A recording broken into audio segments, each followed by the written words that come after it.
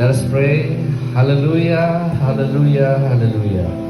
O dakilang Diyos, Ama naming nasa langit, Amang Yahweh, kami po ay nagkakaisa, nagpapasalamat sa bagong buhay na kaloob mo sa iyong lingkod na si Sister Shekinah sa kanyang ikapitong taong kaarawan. We pray, Father God, iunat mo nawa ang iyong mapagpala at mapaghimalang kamay. Basbasan mo nawa ang iyong lingkod at puspusin ng iyong Espiritong Banal ang kanyang buhay, puso, isip, kaluluwa at buong pagkatao. We pray, Lord, alin namin sa iyo ang iyong lingkod mo sa araw na ito bilang handog na mahalimuy at mapagsamba. Ang kanyang Espiritu at kaluluwa at katawan, hugkasan ng lahat sa kabanal-banalang dugo ng Panginoong Hesukristo.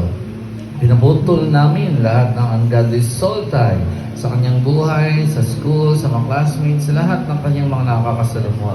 We cut ungodly attachment and soul tie in Jesus Christ.